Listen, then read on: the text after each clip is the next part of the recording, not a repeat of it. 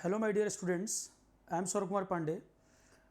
तो जैसा कि मैंने आपसे कहा था कि 2024 इलेक्शन से पहले आपको अच्छी खासी वैकेंसीज़ देखने को मिलेंगी और ये काफ़ी अच्छा चांस है कि इसी में कोई जॉब लेकर आप आगे बढ़ जाएं। तो कई एग्ज़ाम आप देख रहे हैं लाइंड अप हैं, कई सारे नोटिफिकेशन अब आना शुरू हो गए हैं और वैकेंसीज़ भी अच्छी खासी आ रही हैं। और कम से कम उस तरह के एग्ज़ाम जो एक तरह के नेचर पे हों, आप कोई भी तैयारी कर रहे हों पर जो सिमिलर नेचर के फॉर्म हैं वो तो आपको भरने चाहिए। तो ये वीडियो हमारा उत्तराखंड पीएससी की जो एक वैकेंसी आ रही है उसके बारे में है। हालांकि बैच हमने लॉन्च कर दिया था पर स्टूडेंट की डिमांड थी कि सर इसके बारे में थोड़ा डिटेल बता दीजिए, कुछ कन्फ्यूज़न वगैरह है, तो ये वीडियो हमारा इसी के बारे में। तो सबसे पहले वैकेंसी देख लीजिए आप, ये है Uttarakhand Lok Seva Aayog, Uttarakhand PSC, government industrial training institute principal grade 2, मतलब आईटीआई प्रिंसिपल की वैकेंसी है ग्रेड 2, ठीक है। 2023 नोटिफिकेशन 13 अक्टूबर को आया है। बैच आरोहण पे लॉन्च भी कर दिया हमने, क्योंकि उत्तराखंड के ही कई स्टूडेंट के मैसेज आ रहे थे इसके ऊपर एक बैच मिलना चाहिए। 3 नवंबर से ऑनलाइन फॉर्म भर सकते हैं। और ये पॉइंट याद रखें, जो ग्रुप ए या ग्रुप बी वगैरह की जो जॉब होती हैं वो सबके लिए ओपन है। आप इसमें यह मत समझिएगा सिर्फ उत्तराखंड वाले दे पाएंगे। जब ग्रुप सी या ग्रुप डी के नोटिफिकेशन आते हैं उसमें ध्यान से पढ़ना चाहिए कि सिर्फ पर्टिकुलर स्टेट की बात तो नहीं कर रहा है, पर ग्रुप बी वगैरह की जो जॉब है वो सबके लिए ओपन होंगी, कोई भी दे सकता है। ये अलग बात है कि वो इंटरव्यू में वेटेज दे दें स्टेट डोमिसाइल को, किसी तरह का फेवर कहीं पर कर दें इंटरव्यू में मार्क्स वगैरह में, पर अप्लाई कोई भी कर सकता है। फिलहाल ये है, ठीक है। इंटरव्यू वगैरह में डिपेंड करता है बोर्ड के ऊपर, वो फेवर कर रहे हैं नहीं कर रहे हैं, वो एक इंटरनल इशू है, अप्लाई कर सकते हैं। तो गवर्नमेंट आईटीआई प्रिंसिपल ग्रेड 2, पर अगर इतनी कंडीशन लगा देंगे तो उतने कैंडिडेट ही मिलना मुश्किल हो जाएगा, अच्छे कैंडिडेट नहीं मिल पाएंगे। तो 3 नवंबर से स्टार्ट होगा फॉर्म इसका 2023। अभी मतलब टाइम है आपके पास, आराम से आप विचार कर सकते हैं भरना है कि नहीं, और कौन किस एग्ज़ाम की तैयारी कर रहा है उसको भरना चाहिए कि नहीं, मैं भी थोड़ा सा आपको आइडिया दे दूंगा। तो 2-3 बातें आती हैं, सर एलिजिबिलिटी क्राइटेरिया क्या है और सिलेबस क्या है, 2 ही बातें। बाकी नोटिफिकेशन एक बार आप रीड कर सकते हैं, एक बार नोटिफिकेशन आप रीड कर सकते हैं। पहले मैं आपको बता दूं इसमें एलिजिबिलिटी क्राइटेरिया, एज का तो इशू नहीं है, 21 से लेके 42, एज जो है 21 से लेके 42 तक, ये लाइन जो है ये इंपॉर्टेंट है, इसी में कन्फ्यूज़न लोगों को। इन्होंने लिखा है एज तो 21 से 42 कोई भी भर सकता है, उसके अलावा आयु छूट किसके किसके लिए है वो डिटेल में जिसको ज़रूरत है वो देख सकता है। 21 से 42 एलिजिबिलिटी क्या है, एलिजिबिलिटी ध्यान रखिए, यही पॉइंट समझना है हमें, ये पॉइंट समझना है। किसी मान्यता प्राप्त विश्वविद्यालय से यांत्रिक, विद्युत, इलेक्ट्रॉनिक्स, टेलीकॉम, ऑटोमोबाइल या प्रोडक्शन, मतलब mechanical, electrical, electronics, telecommunication, automobile और प्रोडक्शन इंजीनियरिंग, इनमें किसी के पास डिग्री है बीटेक की, इंजीनियरिंग वगैरह कर रखे हैं, ये एलिजिबल हैं। और दूसरे पॉइंट में लिख रहे हैं प्रधानाचार्य मतलब प्रिंसिपल ग्रेड 2 के पदों के लिए कम से कम 2 year teaching experience, principal grade 2 के लिए 2 ईयर का टीचिंग एक्सपीरियंस या कर्मशाला का अनुभव, कर्मशाला मतलब वर्कशॉप का एक्सपीरियंस हो, क्योंकि आईटीआई का जिस तरह का जॉब है भाई, प्रिंसिपल है तो कम से कम 2 ईयर टीचिंग की हो, या कर्मशाला वर्कशॉप वगैरह के बारे में जानते हो, आईटी में जिस तरह का काम है उसकी जानकारी हो, तो ये एलिजिबिलिटी है, ध्यान रखें। बीटेक डिग्री चाहिए, साथ में 2 ईयर कम से कम एक्सपीरियंस या तो टीचिंग का या वर्कशॉप वगैरह में काम किया हो, वो पर्सन एलिजिबल है। अगली बात आती है सर सिलेबस क्या होगा। देखो पेपर जो है आरओ मैंने आपको बताया था, यूपी का आरओ का जो फॉर्म आया है, आरओ वाले में 411 सीटें हैं, तो वो तो देना ही देना है, वो एग्ज़ाम ज़रूर देना है। जो भी बच्चा आरोहण पर जीएस पढ़ रहा है आरओ ज़रूर दे देना। यूपी पीसीएस की तैयारी कर रहा है, बिहार पीसीएस की तैयारी कर रहा है, तो भी आरओ वाला ज़रूर भर देना। 411 सीटें अच्छी अपॉर्चुनिटी है, और मैं इसलिए कह रहा हूँ क्योंकि आरोहण पर आप जीएस पढ़ रहे हैं तो मुझे पता है किस तरह का पेपर बनना है, किस तरह की आपकी परफॉर्मेंस रहने वाली है। पर बस कंडीशन ये है कि सब्जेक्ट पूरे करना, अधूरा पढ़ के मत जाना, सब्जेक्ट पूरे करके जाना, बहुत अच्छा परफॉर्म करके आओगे। अब यहाँ पे सिलेबस देखो, मैं क्यों कह रहा हूँ कि जो लोग एलिजिबल हैं वो उत्तराखंड पीएससी वाला ये फॉर्म भरें, इसलिए भरें current event of national international importance, ये आपका है जीके एंड करंट अफेयर। एक बार मैं आपको डिफाइन कर देता हूँ पूरा, क्यों भरना चाहिए। Current event national international affairs, GK and current affair पढ़ाया हुआ है। जो अभी नए बच्चे इनरोल किए हैं उसमें भी देखो फोल्डर में रिकॉर्डिंग भी अवेलेबल है और अपडेट भी होना है, आगे भी टॉपिक आने हैं, तो इसकी चिंता बिल्कुल ना करें। ये तो आपका GK and current affair her exam के लिए कॉमन है। आरओ में भी आना है, स्टेट पीसीएस में भी आना है, बीपीएससी में भी है, सारे एग्जाम के लिए कॉमन है, तो वैसे ही पढ़ना है। स्पोर्ट्स एंड एंटरटेनमेंट, ये भी आपका जीके एंड करंट अफेयर में कराता हूँ मैं, स्पोर्ट्स वगैरह, डांस फॉर्म वगैरह भी वहीं पढ़ाता हूँ।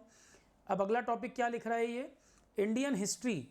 ऐसे ही मैं आपको सिलेबस डिफाइन करता हूँ कि 3 पार्ट में पढ़ते हैं, एंशिएंट, मेडिवल, मॉडर्न, यही 3 तो हम पढ़ाते हैं। और इंडियन नेशनल मूवमेंट बिना मतलब में लिख रखा है, ये मॉडर्न इंडिया का ही पार्ट है। मैं जो हिस्ट्री आपको कराऊंगा उसमें ये दोनों टॉपिक एक ही पार्ट है। तो पहला सब्जेक्ट है ये GK and current affair, 1 and 2 कुछ और नहीं है। 1 एंड 2 का मतलब है जीके एंड करंट अफेयर, उसी में कवर हो जाता है। 3 और 4 जो लिखे हैं वो हिस्ट्री है, Indian history, Indian national movement, Indian history का ही पार्ट है 4th वाला भी, ठीक। फिर आपका ये 5, 6, 7, ये 3 टॉपिक आपके 5, 6, 7 लिख रहा है इंडियन ज्योग्राफी। तो मैंने जो ज्योग्राफी आपको कराई है उसमें इंडिया और वर्ल्ड दोनों पढ़ाया है। मैंने ज्योग्राफी में इंडियन ज्योग्राफी भी पढ़ाई, वर्ल्ड ज्योग्राफी भी पढ़ाई। ये स्पेसिफाई कर रहे हैं इंडियन ज्योग्राफी करा रखा है, ज़्यादा ही कराया है बल्कि। एग्रीकल्चर में राबी, खरीफ, जैद, क्रॉप्स कौन कौन सी हैं, इंडिया प्रोडक्शन किसका ज़्यादा करता है, वर्ल्ड में रैंकिंग क्या है, सब बता रखा है। एग्रीकल्चर में भी किस किस तरह की सॉइल है, ज्योग्राफी में पढ़ाया हुआ है। ज्योग्राफी में अब ये इकोनॉमी, ये ज्योग्राफी वाली पार्ट की बात कर रहा है या दूसरे पार्ट की बात कर रहा है, बाकी बेसिक इकोनॉमी, बैंकिंग वैंकिंग ये सब पढ़ाया हुआ है, जीडीपी, जीएनपी वगैरह। फिर नेचुरल रिसोर्सेज, ज्योग्राफी का पार्ट है ये, नेचुरल रिसोर्सेज, मिनरल्स, कौन कौन सी माइन कहाँ है, मिनरल्स कहाँ है। प्लानिंग कमीशन वगैरह पढ़ा रखा है, प्लानिंग में 5 ईयर प्लान पढ़ाए हुए हैं। सस्टेनेबल डेवलपमेंट, एनवायरनमेंट में करा रखा है, सेम टॉपिक है। नेचुरल कैलेमिटीज़ और डिजास्टर मैनेजमेंट, अर्थक्वेक क्या होते हैं, सुनामी क्या है, ये सब पढ़ाया हुआ है। और ऑब्जेक्टिव पेपर है, ऑब्जेक्टिव ही क्वेश्चन बनेगा। लैंडस्लाइड क्या होते हैं बता रखा है, एनवायरनमेंट में डिटेल में बताया हुआ है। तो human resource development, human resource development index, थोड़ा सा ये टॉपिक हम ऐड कर सकते हैं। इंटरनेशनल तो बताए हुए हैं, ह्यूमन डेवलपमेंट इंडेक्स यूएनडीपी जारी करता है, इंडिया की क्या रैंक है, उस बेसिस पे developed, developing, poor country decide होता है। तो और भी इंडेक्स वगैरह हम जोड़ सकते हैं इसमें, जैसे नीति आयोग का कोई इंडेक्स है वो ऐड हो जाएगा, थोड़ा सा इसको बढ़ा सकते हैं। Basic knowledge of Indian constitution, अभी चल ही रहा है पॉलिटी, ये पूरे पॉलिटिक कहानी है। 9 नंबर पॉलिटी पढ़ा ही रहा हूँ अभी, देखो टॉपिक भी लिख दिया है। Salient feature of constitution as it is पढ़ाया हुआ है। Fundamental right, duty, DPSP, as it is आपका पॉलिटी तो पूरा बनेगा, कोई इशू नहीं है। पॉलिटी तो एज इट इज़ अभी चल ही रहा है, सिलेबस भी वही छाप दिया है। तो ये पॉलिटी है 9 नंबर, पढ़ना ही है आपको हर एग्ज़ाम के लिए। तो आप खुद डिसाइड कर सकते हैं कि जो पेपर मैं देने वाला हूँ क्या उससे अलग कुछ पढ़ना पड़ रहा है। एनएचआरसी, ह्यूमन राइट्स, पॉलिटी में ही पढ़ाना है, उसी का टॉपिक है। Various aspect of rural urban development, ये आपका इकोनॉमी रिलेटेड टॉपिक हो गया 11 नंबर, ये हमें ऐड करना पड़ेगा। Various aspect of rural urban development, ये हमें ऐड करना पड़ेगा, इकोनॉमी का टॉपिक हो गया। स्कीम्स वगैरह आ जाएंगी इसमें, कुछ स्कीम पढ़ाई हैं, कुछ और ऐड हो जाएंगी। General science, life science, physics, chemistry, ये सब पढ़ रखे हो। डे टू डे लाइफ लिख रहा है पर वो बायो, फिजिक्स, केमिस्ट्री तीनों आ जाएगा इसमें। जनरल साइंस पढ़ा चुका हूँ। Development and environment problems, environment जितना पढ़ रखे हो, सिविल सर्विसेज प्रीलिम्स तक के लिए भी दिक्कत नहीं है आपको। जितना इन्वायरमेंट मैंने करा रखा है, चाहे ईएस का पेपर हो, एएस का पेपर हो, पीसीएस हो, इन्वायरमेंट इतना कराया हुआ है किसी एग्जाम में ज़रूरत नहीं पड़ेगी। और जो लोग इन्वायरमेंट कवर कर लिए हैं वो खुद बताएं। पॉल्यूशन वॉल्यूशन सब पढ़ा रखा है ये, ठीक। फिर एक टॉपिक आपको आता है biotechnology and issues, science and tech का पार्ट है, ये हमें ऐड करना पड़ेगा। थोड़ा सा पार्ट इसमें कुछ कुछ मैंने पढ़ा रखे हैं, जैसे पॉल्यूशन यूजिंग बैक्टीरिया, बायो रिमीडिएशन पढ़ा रखा है, बायोफ्यूल क्या होते हैं पढ़ा रखे हैं, कुछ कुछ पढ़ाए हैं, कुछ हमें थोड़े बहुत ऐड करने पड़ेंगे। Science and technology, science and tech में ISRO programme, NASA programme, energy resources, renewable energy, environment में, ज्योग्राफी में, दोनों में कराया हुआ है। आईसीटी हर बैच को प्रोवाइड कर दिया मैंने, आईसीटी के 1-2 लेक्चर बचे हैं, बाकी कंप्लीट हो गया, सारे बैच को प्रोवाइड कर दिया है। तो अलग से क्या पढ़ना है, हार्डली 2 टॉपिक मुश्किल से है जो अलग से ऐड करने हैं। आरओ में आपको सारा पढ़ना है। तो उत्तराखंड पीएससी जिनको देना हो वो आरओ जरूर दे। उत्तराखंड पीएससी जिनको देना है ये वाला पेपर, वो आरओ भी दे सकते हैं, सिमिलर सिलेबस है। एज भी वहाँ पर एलिजिबिलिटी एज क्राइटेरिया देखोगे तब भी एक बराबर है। तो केवल उत्तराखंड पीएससी के लिए इतना पढ़ोगे, आरओ नहीं दोगे, कोई लॉजिक नहीं है, क्योंकि सिमिलर सिलेबस है और मैं ही पढ़ा रहा हूँ जीएस पूरा का पूरा, तो मुझे पता है कि आपके दोनों में अच्छे जीएस के क्वेश्चन बनेंगे, पर आप कंप्लीट करके जाएं, बस मुद्दा इतना है।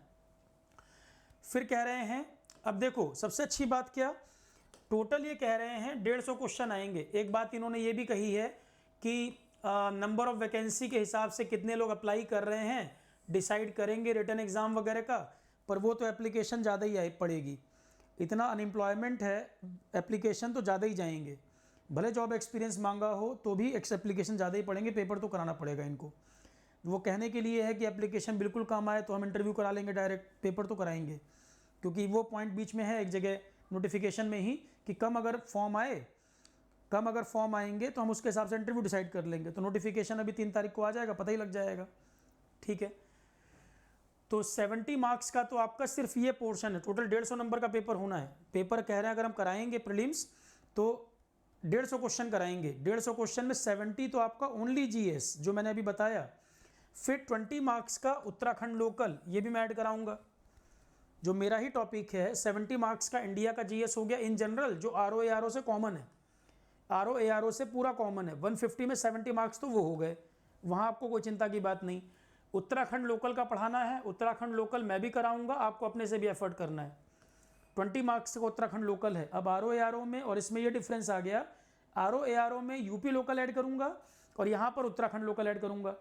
तो यूपी लोकल और उत्तराखंड लोकल के लिए सबसे अच्छी बात है, एक तो प्रीवियस ईयर पेपर लगाने हैं आरओ वालों को भी, उत्तराखंड वालों को भी। जब भी स्टेट का पेपर देने जाओ, जितने प्रीवियस ईयर पेपर मिल जाएं जरूर लगाओ। कोई भी एग्जाम देने जा रहा हो, राजस्थान, छत्तीसगढ़, झारखंड, यूपी, बिहार, जो पेपर देना हो, प्रीवियस ईयर पेपर लगाने से स्टेट लोकल काफ़ी हद तक कवर हो जाता है। फिर मैं भी इसमें कंटेंट ऐड करूंगा, आप अपने से भी कुछ पढ़ोगे तो स्टेट लोकल भी बात बन जाएगी। 20 मार्क्स का स्टेट लोकल आना है, ठीक है। तो इसमें टॉपिक मैं भी कराऊंगा, प्रीवियस ईयर भी देखना है और इसमें आप अपने से भी ऐड करोगे। जो बाकी जीएस में करा रहा हूँ उसमें अपने से ऐड नहीं करने की जरूरत पड़ेगी। इसके बाद आपका 30 मार्क्स का एप्टी रीजनिंग, 30 मार्क्स में आपका ये एप्टी reasoning, analogy, syllogism, missing number, character sequence, तो ये तो हर पेपर में आप पढ़ रहे हो, कोई पेपर आप दे रहे हो एप्टी रीजनिंग जो बेसिक आता है वही इसमें भी है, कुछ अलग से नहीं है। आरोहन की जो क्लासेज हैं वो मैंने प्रोवाइड भी कर दी हैं एप्टी रीजनिंग वाली, ठीक है। उसके बाद आपका 90 वो हो गए, 30 ये हो गए, 120 हो गया। 20 मार्क्स की हिंदी आएगी।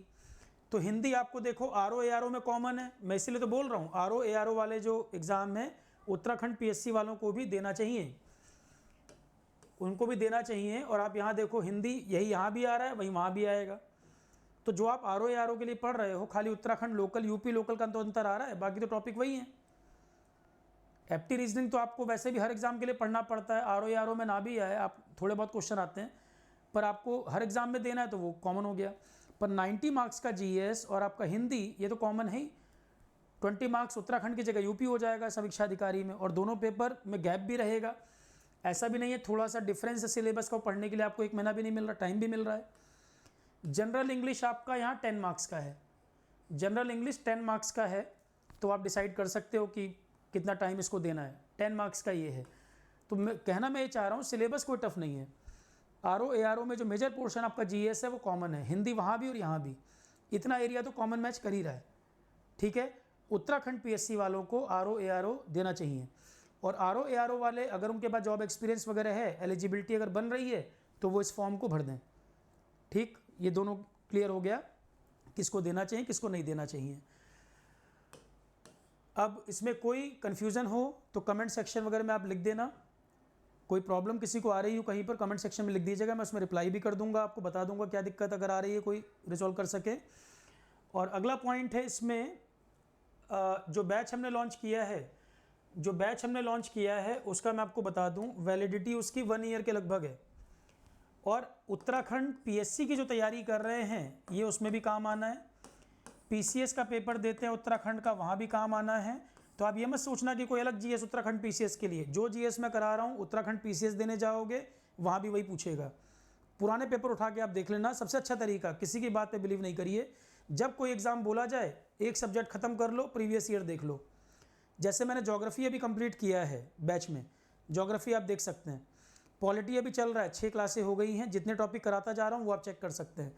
तो उत्तराखंड पीएससी और उत्तराखंड पीसीएस के लिए अलग बैच मत सोचना, जो उसकी भी तैयारी कर रहे हैं ये बैच उसको भी कवर करेगा।